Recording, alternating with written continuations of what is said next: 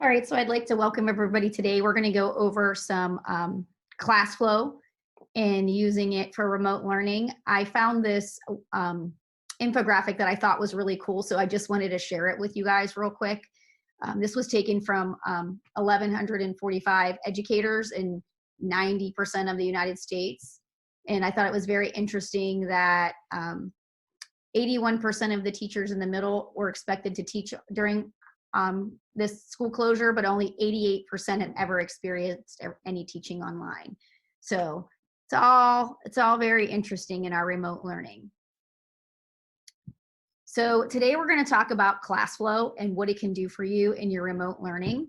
So one of the things that you're able to do is to find content that's already created for you out in Classflow. I don't know if you guys have ever used Classflow in your class or you've taken a look at it, but it's pretty fantastic for what they already have for you if you don't have a lot of content built up. You have two places to go in your Classflow, Marketplace, and you have a search bar.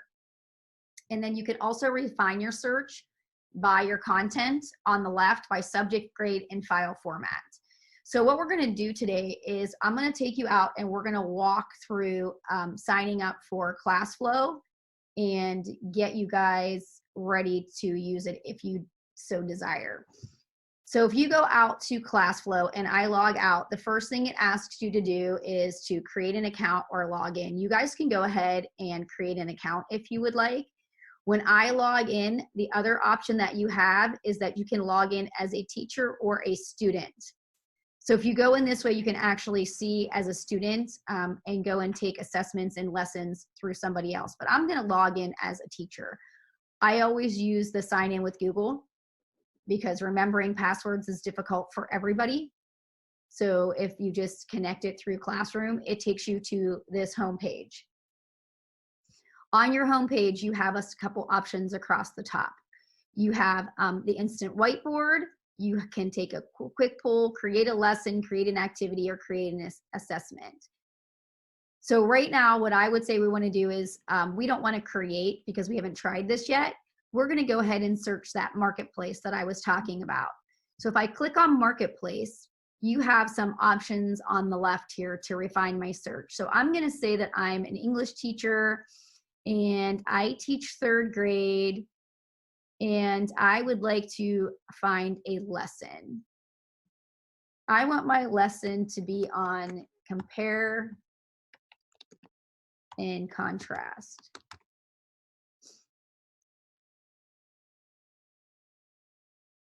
Oh, I gotta spell it right.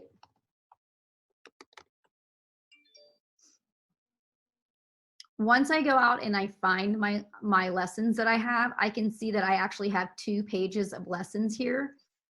You can go through each of these lessons and it will give you a quick preview of what each lesson would be. So if I wanted to click on the first one and I go through the cards, it will let you do a little preview of what's in here. So I can see that there's a sound icon. And then there's a little tab here and a graphic organizer. There's a story. So if I thought, oh, this is something I would like to do with my students, you have this option over here on the right to add this to your resources. So if I click on adding to my resources, I get this nice little blue bar at the top that tells me that it's making a copy of this resource for me. Now I can go back and I can look at other lessons that maybe I want to see, oh, what is this different and alike? Let's see what that looks like. I can go through this one. I can do a little preview on the cards and see what it's about. And it looks like it's vocabulary 3rd grade. The standards are in there. How do I compare, contrast? Words that signaling, compare, contrast. They have a little bit of graphic organizer in here too, a fill in the blank. Adding ER, looking for words in a story. And then I can say, oh, I like this one too, and I can add this to my resources. You can add as many as you would like to your resources to use at another time. So where does this go now that I added it, and what does it really contain? You have a tab on the top that says resources. And you can see once I'm in my resources, I have some options over here on the left on what it will connect me to. But in the middle, I got this from Marketplace. So if I click on my Marketplace folder, I can see I have these 2 lessons that I chose at the top. Now, if they have a little lock on the lesson, that means that you cannot edit this lesson. If they do not have a lock on them, you can see I have this little edit icon at the top. So I'm going to go ahead and look at the locked ones first. Most of the locked content is content that's created by Classflow and the company. So I'm going to go ahead and I'm going to, you can preview it, but the preview looks just like it did in the preview previously. I like to go into deliver. Now what this does is while you are remote learning, you can actually have students join this lesson on their computer at home. So if I would hit this deliver to, and I'm just going to choose an open class. These are other classes that I created, but open class everybody has. It will open for me, and you can actually have your students connect to you while you're in your lesson. So if I click here, it gives me a web address that I'm going to copy and I'm going to put in the chat box.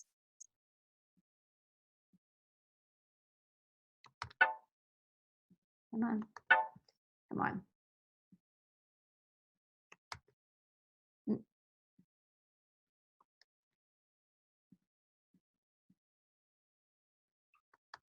Okay. Well, it's not letting me copy it right now. So what I'm going to do is I'm going to copy the learner side. And I'm going to send you that link. And then once you get to this screen as a student, you would just put in this code over here at the top. So you're going to put in that QQYBP. So if you click on that link and then put in that code, you're going to see a screen where it says, if you see your name selected, or type your name. So I would like you to go ahead and type your name. While you guys are doing that, I'm going to show you how I would go in and I would view this lesson before I gave it to students. You have a little icon over here at the left that is a card note. Some of these lessons have card notes and some of these lessons do not have card notes. As I go down, there are directions for each page and how I would use these cards.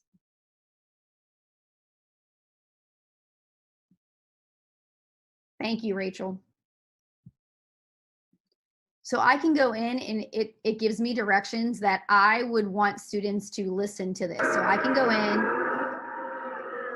play this. I can actually send this to the students and have them give me an answer on how they felt about this scene. Now, the other little tip that I'm going to give you is down here at the bottom, you have this toggle carousel. If I click on it, it will show me all the cards in the set. So if I wanted to go to a certain card and see what the directions were for this card, I can go ahead and I can read the directions for that card. I can also go in and you have a toggle for teacher student. I can go to the bottom because it tells me previously when I read this, there's 2 stories here, but when I look on this page, I only see 1 story.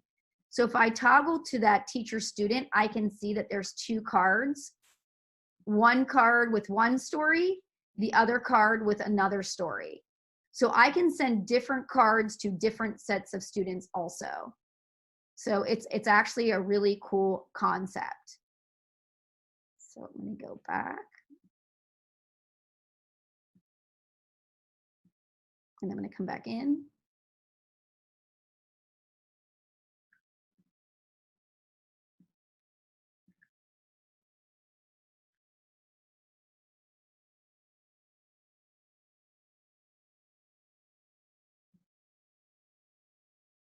And if I open this, I can see if any students are connected. So I'm going to see if any of you want to go ahead and try to log in.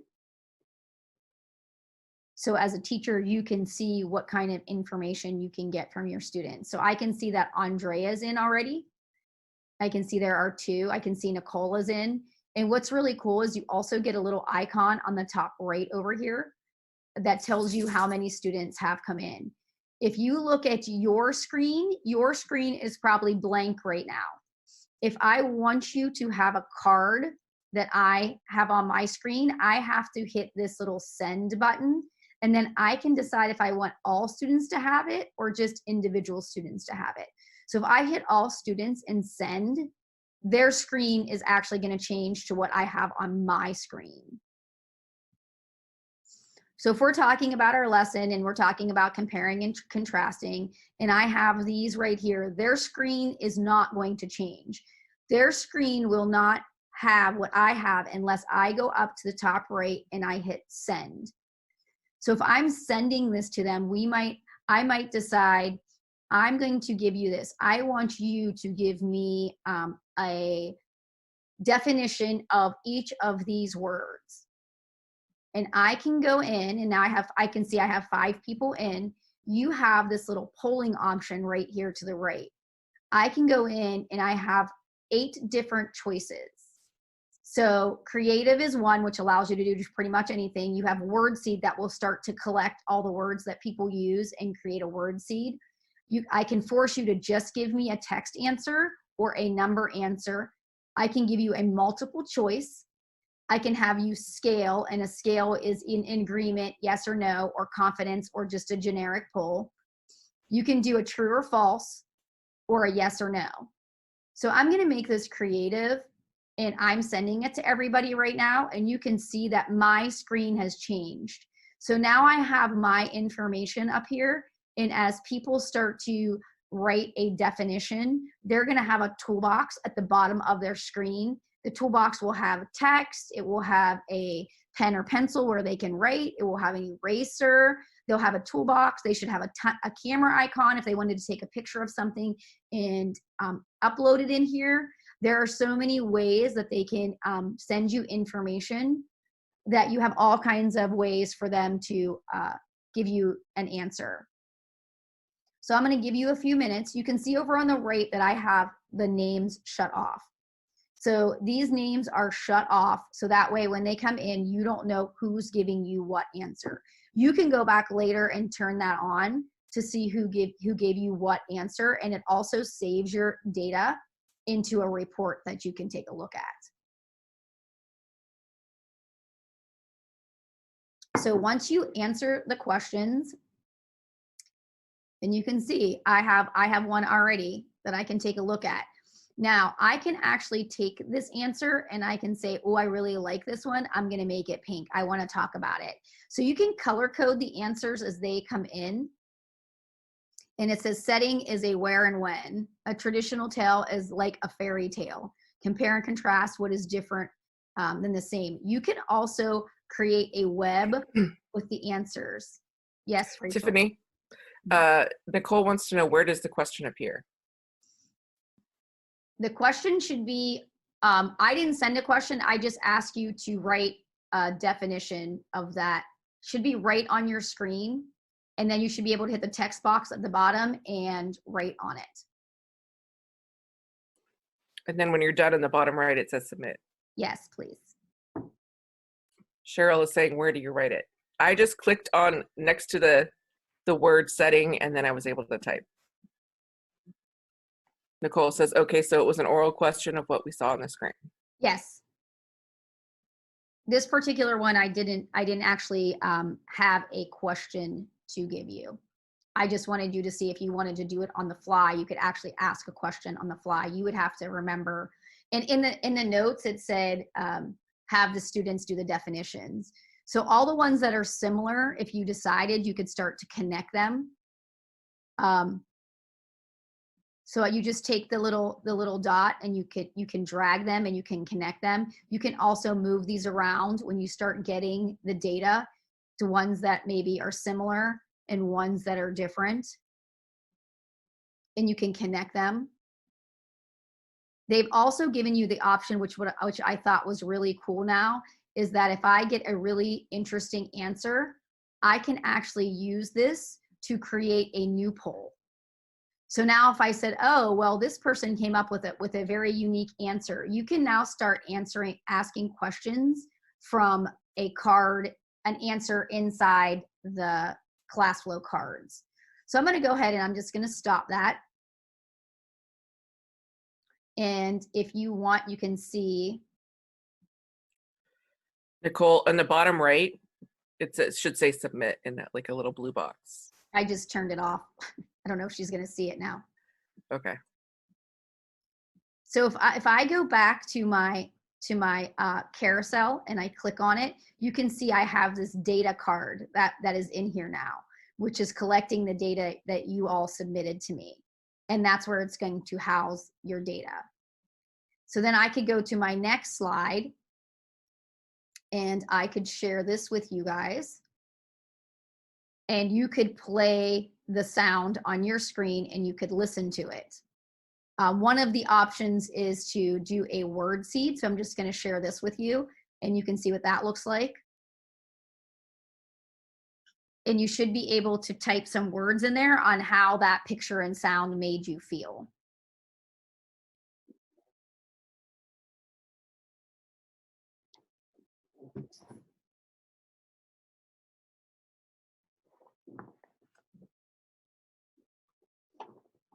Oh, look, I love it. Creepy, scary. So scared, scary. I'm going to connect these. Creepy, I love it. So I'm going to connect this. So you can see this starts to collect some very interesting data on your students. I love that I can hit the toggle bar and then it shows me who put what answers in, or I can choose to turn that off. But now your students can actually go up to your Promethean board in class, or you can move these around to talk about how people got these answers and how they are similar or different. So I'm going to go ahead and I'm going to stop this. So that's word seed. And again, you can see down at the bottom now I have a data card that is saved in here. We can go on to the next card. It says just describe the setting in one sentence. If you chose, you could do a text. So I sent you the text box. So I'm going to click on that and send it to you real quick. You can only write a sentence in the text box. And each time I give a poll or I ask a question, you can see I have these amazing data cards that show up. So again, and I can even click in my my toggle bar at the bottom. And even though you have a poll open, I can have the different card of the screen in the front.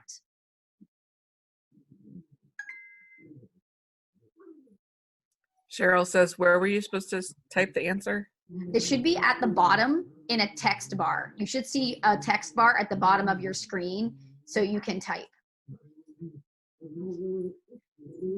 It says enter your response here down at the bottom. Right.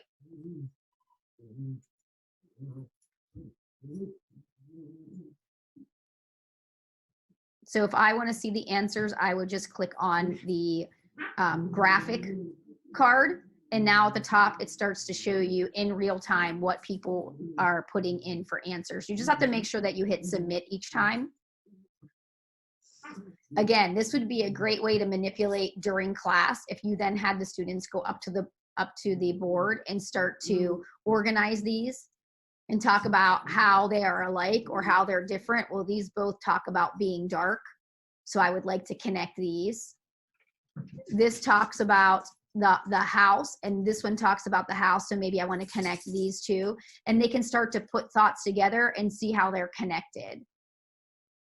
So I know I haven't given you a lot of time, but I'm just going to go ahead and stop that one too. You also have some graphic organizers that I just sent to you. So you can see this graphic organizer. I also have a toggle bar over on the right that I can pull out that gives you a description of setting and time and place and what that's going to look like. This is the one that I think is really cool for differentiation, and that's what I wanted to talk about.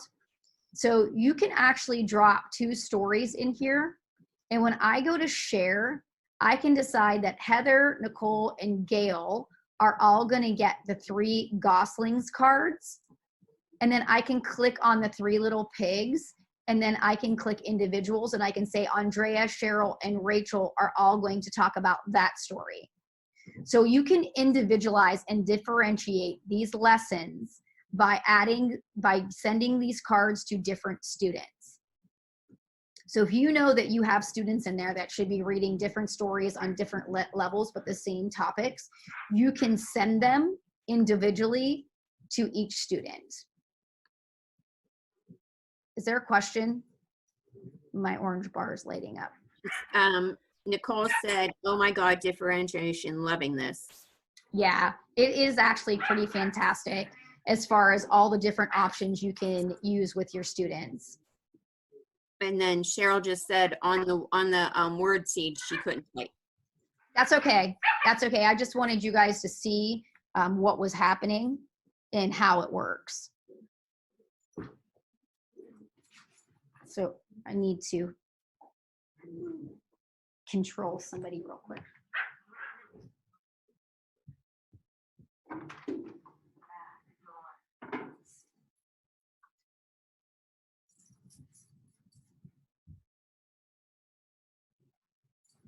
Sorry about that. I have some dogs going crazy today. Was not expecting that. So even as you go along and you teach, I do not have to send you the cards that I have at the front. I can start to have discussion with you guys about certain cards before I send to you the work that I want you to have in front of you. This is fantastic for remote learning because you can send this to a student's computer that is on a Zoom meeting with you. So they can actually do these lessons with you as you're going along, and you collect the data all in one place. Now, the next one you can see is a graphic organizer. Again, I could send this to you as creative and then have you guys put in there what time was the story, where was the place that this was taking place. So we could then take a look at this with group 1 and group 2 and have you guys fill in story 1 and story 2. So this was just a little example for 3rd grade and differentiation. So I'm going to go ahead and I'm going to exit. And you're going to see that once I have this data in there, when I go to save it, I'm going to save this as a new lesson. So that way it collects my data and saves it so that I can talk about it at a later time. I love that. So one of the things that you might want to do before you get started, you can see I have this open class over here on the right. Everybody starts with an open class. You also have the option to create your classes if you haven't done that. I can hit new and add a class.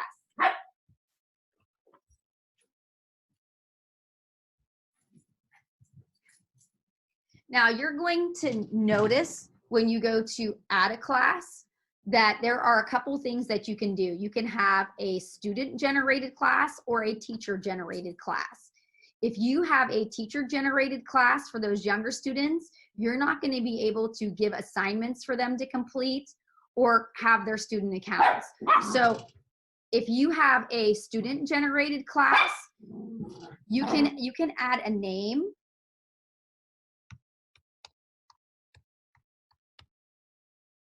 And you add your subject and you can select your grade level, and then you can start to create a class on your own and roster it. You can also, of course, import from Google Classroom, which will bring all your classes over, and that way when you go to post a lesson, they'll just log in from Google Classroom to here. And you can see over here, it says connect your students. They have to have a computer or a mobile device, a phone or a tablet, which is really nice, that connects to the internet, but it would need to have the Safari or Chrome. So if they have an Android, they should have Chrome. If they have an iPhone, they should have Safari. So it should work no matter what to them. But again, one of the best things that I think that you have with Classflow is that you have this marketplace where you can literally find a bunch of lessons. You also have a filter, and I can't remember if we talked about this, that was really nice, where you can filter by standard. So I'm going to go in and I'm going to say, I'm looking for 8th grade ELA. I can now go down and start to look at my standards and decide maybe point of view, integrate and evaluate. And then I hit search, and it's going to give me all the lessons that cover those Common Core standards. Poems, points of view. And then you want to go in and you want to take a look at those lessons.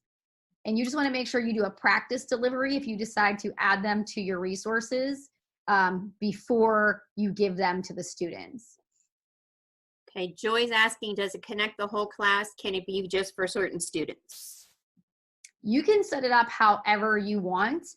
I would probably myself, if I imported it through, and like I said, when you set up your classes, if you just add a class this way with my practice class, the students then go in and they create an account.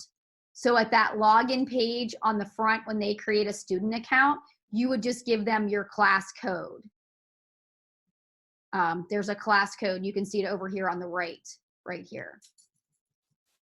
So then you could just put certain students in there if you didn't want the whole Google Classroom in there. That's how you could make it individual. But if you wanted to add the whole class and then just give certain assignments to certain kids, you can do that also.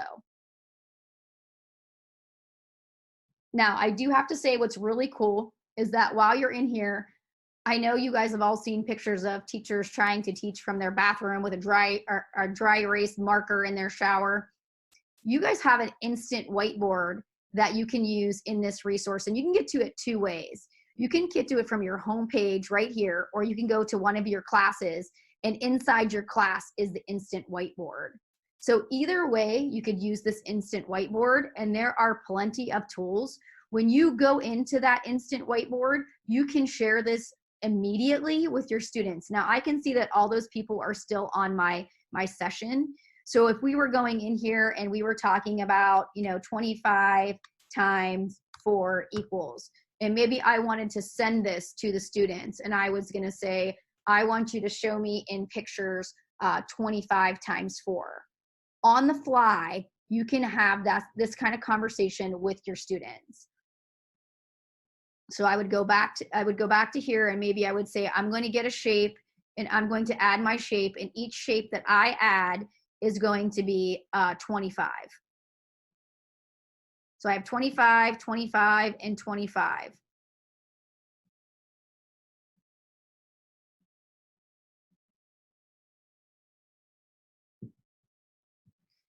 And then the students can figure out what that is. So they could add them up. They could do anything they want to show you their work. That would be one way.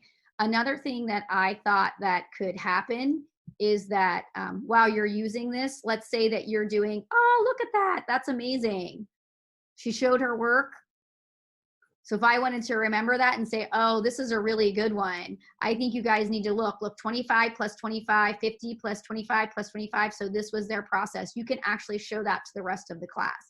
Again, nobody's name is on here. You don't know who did this, but it's all there for you to use as a lesson for your students. If I go ahead in and I go to another card, maybe I want to add another card inside here, and I am working with Think Circa, and I have this text and your students are struggling, you could actually copy that text. I could go into the text box and I can paste it in here. And now that I have this, I could send this to the students and have them manipulate this screen. I could say, okay, I want you to find the subject of the sentence. I want you to find the place. I want you to figure out, why was his farewell address important to writing laws? What in here, who are we talking about? George Washington. So you could actually have them manipulate all of these texts that they may be struggling with. The same thing could be from maybe science. you're talking about cells and the kids are having a hard time understanding cells. Maybe you want them to draw you a cell and start to label a cell. You could go in, have a card, send it to them and have it, or you could label it together.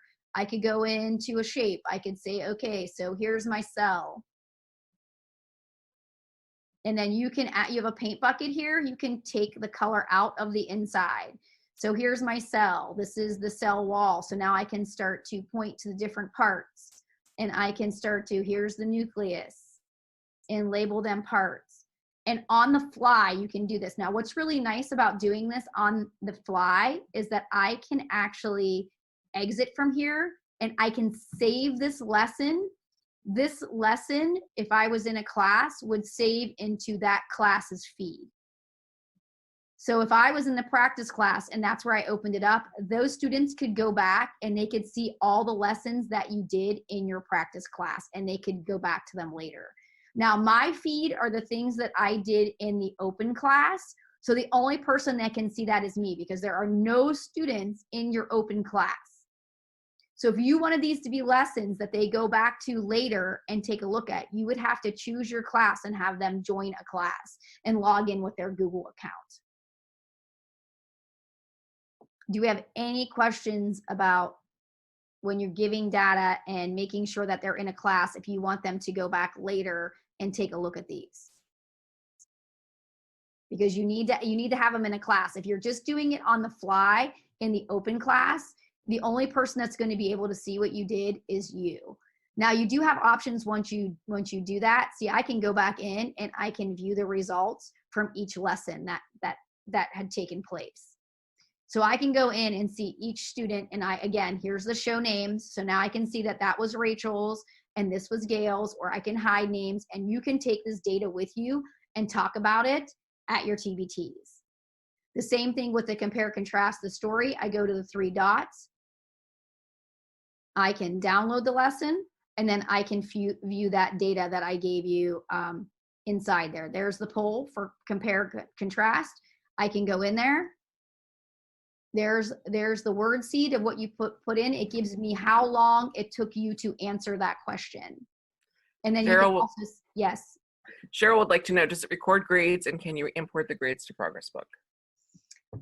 It does not record grades. It collects data, if that made sense. So if you wanted to give them a grade on this, you could do that, but you would have to do that, close down. You would have to do that inside another platform. So if you were giving grades on this, you would have to give the grade either in Google Classroom or you'd have to give the grade in Progress Book. But there's no grade book on here. This is pretty much a place to collect your data and to discuss it, but not to grade it. So it's almost like if you were doing a Google slide, and then you were asking a question, it doesn't really collect the data inside there. It collects it somewhere else. So you would have to give them a grade for it. Okay. Now, you could also do a quick poll on the fly. So if you had a bunch of students in your classroom that were having, you didn't think they understood what you were talking about, and it's very difficult, I can tell you right now, as a teacher who is used to seeing faces and reading faces and knowing when they were understanding or paying attention or not paying attention, you could actually do a quick poll on the fly. I could say, I want to know how you feel about this. How confident are you in using this and going back? And I could send this poll to you, and then you could fill that out on the fly. And this would just be data for myself to see how the student was feeling or understanding what you were talking about. So I can see that it gives me a bar graph on how some people are feeling immediately. So I can get a read on whatever I'm teaching them and how they feel about it. So I'm just going to go ahead and I'm going to stop this because I have a couple more things that I want to definitely show you. Now, again, if I go to exit this and I save this, the data that I have will show up in my feed right here, and I can go back and look at that information at a later date. Now, another thing that's really, really cool that I love on this platform is that you can actually give your students activities. You can create them, or there's some that are already created that you can give them to have fun.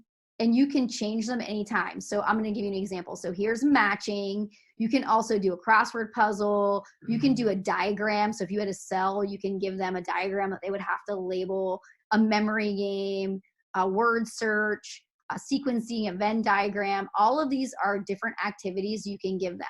So if I'm doing a matching activity and I was doing like cell wall outside of the cell, if I did nucleus,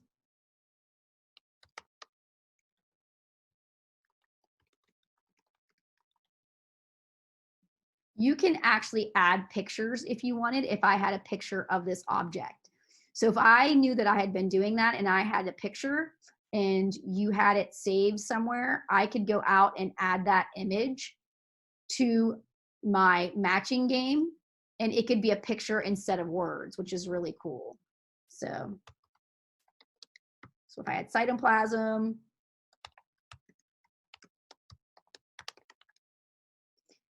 and then I can decide how many I want to put. I can give it a color scheme. So if I want to make it red, I can make it custom background. That's what the kids are going to see. That's what it's going to look like in the front. If I wanted to make it green, you can see at the bottom when they log in, whatever color I decide to use is what they'll see. So I can then go out and preview this activity, and they would actually play this. So if you put this in your slide, they could go out and play this while other students are working.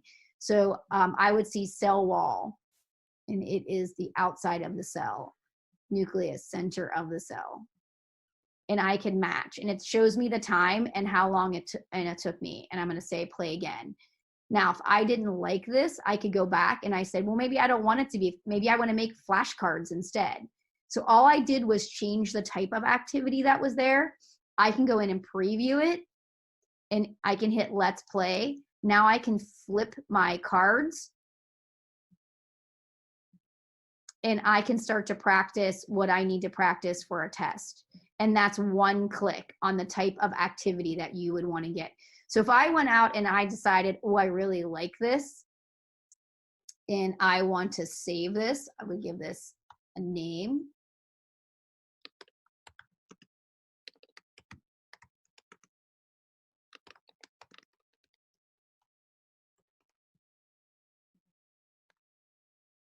Okay. And then I would exit it. It is saved inside my resources that I could give that at any time. So here's my flashcards. Again, if I go in to my my flashcards and I open it up, hit play, and they can use this any way they want.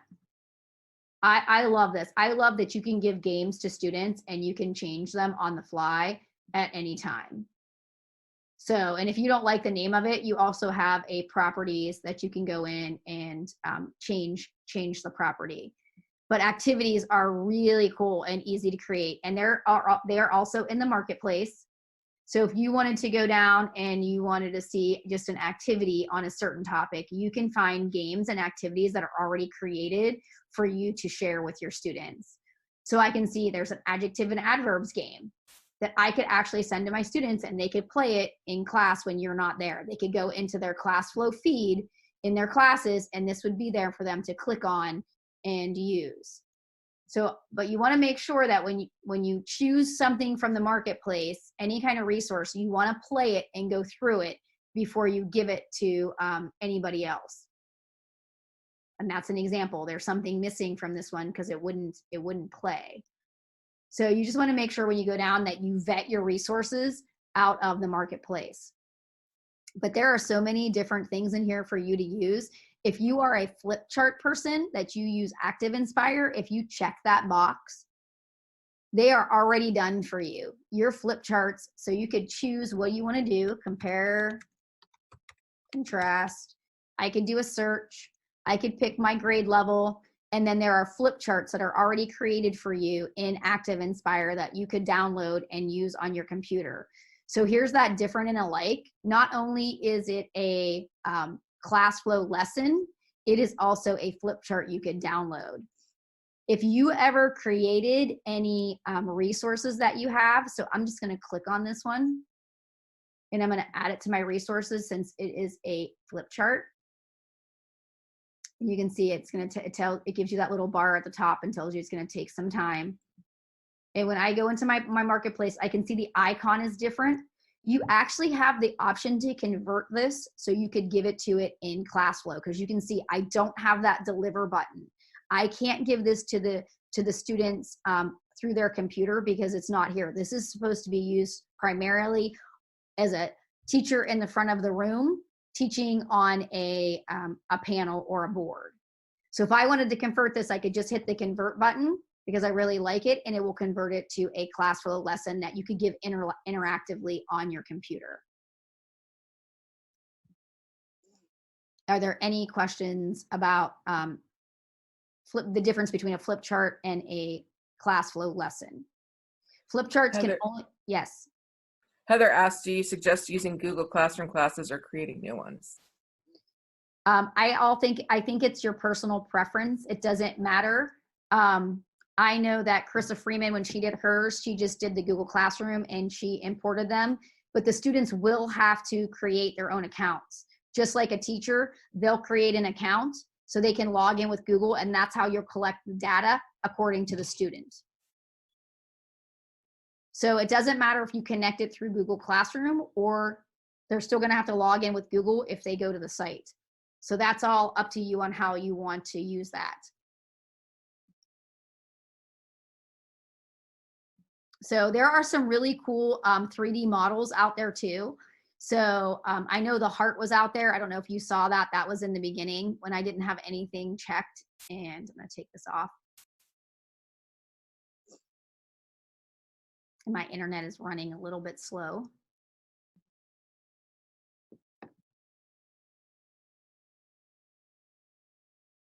Really slow. There it goes.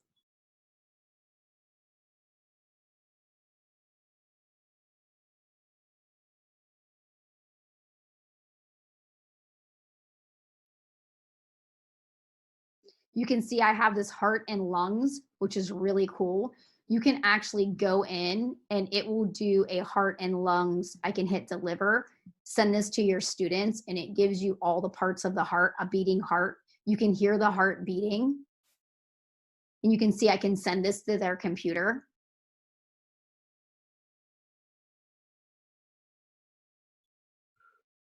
And it gives you all the parts that you can click on for what part of the heart is that. And then I can go back and I can move it around.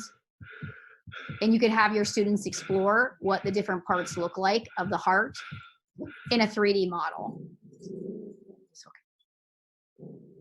So that's pretty cool too, the 3D models that they have in there that you could share with your students for your science resources. But you can see they have the canopic jars, which are like the Egyptians. Those are pretty cool too. So there's not just science 3D models in there. There's a lot. There's also simulations out there for different topics. So like forces in motion, if you want to go out there, it's actually a simulation that your students could do inside of Classflow that you could send to them, or you could use it as a teacher-centered model. So there's so many choices over here that you would have to actually go down and start to explore a little bit.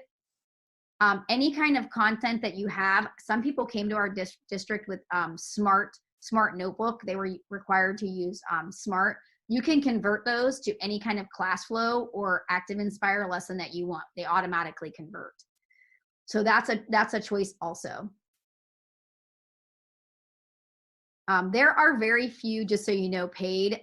This was in the beginning when they started using this a few years ago. There was a lot of paid. I haven't seen that at all. You can also choose Spanish as a language down here. So if you needed to find something in Spanish that you wanted to give to a student, you might be able to find those Spanish lessons to share with your students. There are, I don't want to say there's as many, but there are quite a few out there in Spanish. I would not do that because I don't know what they say. So I would have to have somebody take a look at them before I would even use them. So again, these are your magic buttons that you would want to use to connect to your students. And you can go up and you can change your classes before you even start. So if I wanted to use my practice group, I would hit continue.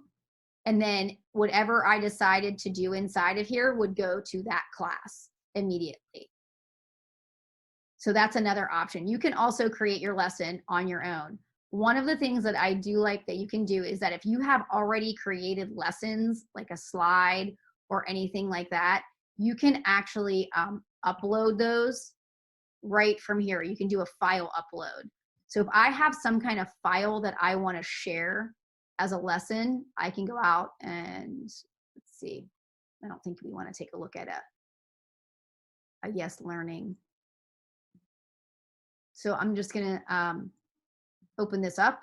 And if this is a PDF that I would want to share with everybody, I would hit continue, and it would be one of my resources inside of here that I could add or send to my students at any time. I could also add this resource into a lesson if I was building one on my own. You can connect your Google Drive. I had my Google Drive connected and I took it off, and now my Chrome is not working correctly. You can see all my folders are in here. And if I click on a folder, it comes up, and I can tell you this synced very good before, but look, I have all these folders here, but now they have question marks and I'm not sure why. And then you could drop these folders, these files right into your lessons. And I know I'm showing you something that doesn't work, but I swear that it does, because inside my resources, I had created lessons that already had those inside of there. With my, here it is, severe weather. So I had a severe weather lesson that I created. And as I went through, this page right here was a Google Doc that I had that I inserted right inside of there. So yes, it does work. I'm not sure what I did the last couple of days to make it not work. So I don't want you to think it does it, but you can have access to all your files and share them inside a lesson when you're building them up also. Sorry, mine's not working and I can't show it to you correctly. Do I have any other questions about Classflow? Not yet. Okay. I know I've talked a lot, and I don't want to give you guys too much until you start to play with it. But I would definitely say your first step might be wanting for you to either find a lesson that you can give to your students and you can send to them in a class that you create, so that way you collect their data. If you don't want to put it in a class, just go ahead and use your open class and try that out. And that way you can do a lesson with your students on the fly and see how you collect their data. Cheryl would like to know, what was the Dropbox for? If you have less, I don't use Dropbox. Some people use Dropbox to collect their data. It's like a Google Docs area or a Google Drive area where it collects all different kinds of files. You can have pictures, Word documents, whatever you want inside your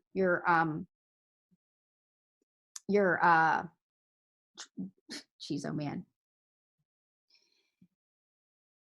inside your OneDrive or your Dropbox. So those are just different options besides, they're like a Google Drive pretty much.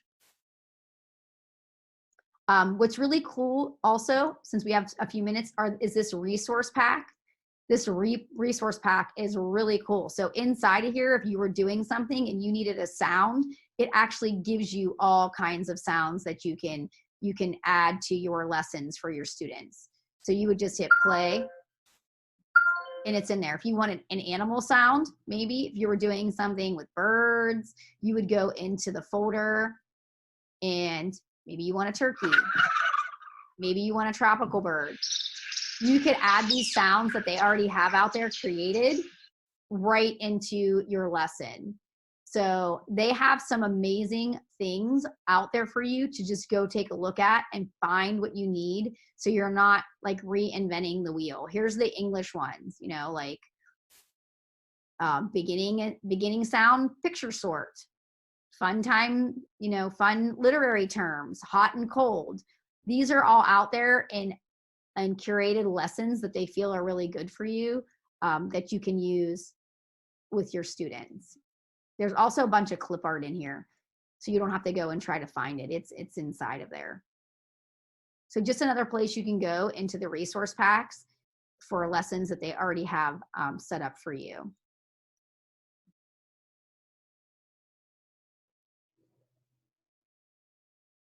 So I started kind of crazy, and I have to apologize for that. And I'm glad I know that I should have started with different place, but I just wanted to make sure that you guys know that this resource is out there. It works really well with your Promethean board, and it's an online platform where you can just give lessons or find lessons in resources and edit them and use them any way that you would like. So I'm going to go in. Gail said, thank you. Nice review for me. Yeah, this has been around for a little while, and I don't think a lot of people know that it's really out there and what it can do. So, and here is, I actually went to the Chrome extensions that Rachel did. So I'm just going to give you an example. This was a slideshow that I downloaded and uploaded. But when I go to deliver it with my practicing that I did, because I didn't convert this, it's pretty much all on one page, and in the preview you'll see that. But here's her slideshow that I can go in. This is all in there. Now the links don't work because it was a static image, and I can actually send questions out to people on these different topics that were out there for the extensions. But that was a slideshow that you can bring right over, just as a thought.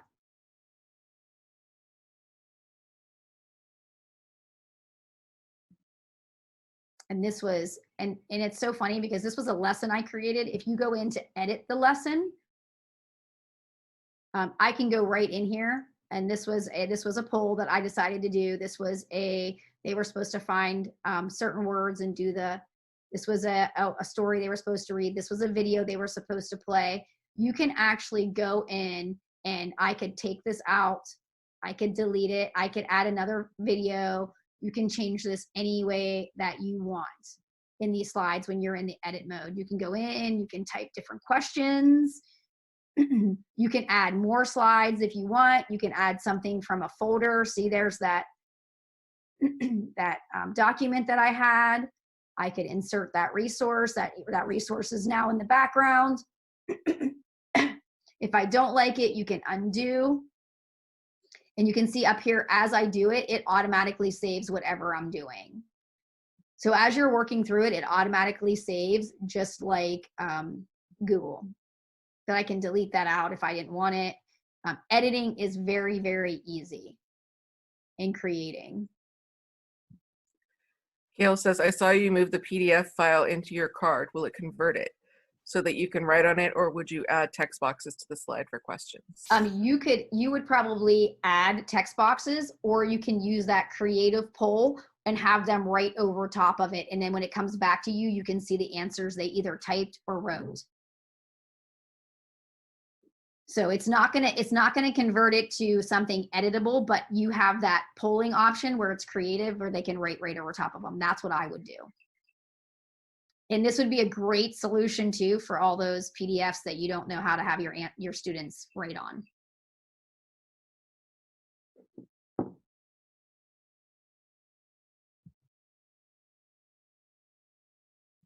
But again, that would be an edit lesson, and you'd have to be able to go in and edit. And like I said, I had already uploaded that resource. So when I went in to my resource, and I had the where's my folder? There's my folder, and it takes me to my resources. So when you click that little folder tab, anything that I have in here uploaded, so even that cell activity flashcard, I could drop this right in here. So I could go up, I could say I want this inside there, and then I should be able to insert it on a new card, and there it is. So now here's my card. Here's the game that they would play if that's what I wanted them to do. And that's how it would work. If I wanted a new, there's a new one. I could go back again. If I wanted a resource that I had uploaded, there's that PDF. I would insert that PDF and it falls right inside there. And then I would save that. But again, they won't be able to manipulate this. They would just be able to move the whole thing unless you anchored it. So you just got to make sure that you anchor it. So now they can't move it around. I can, but they can't because I'm in the builder. So Cheryl said she didn't see the survey on the agenda, so I dropped the link into the chat. Oh, thank you. Yes, I forgot to put that on there. I apologize.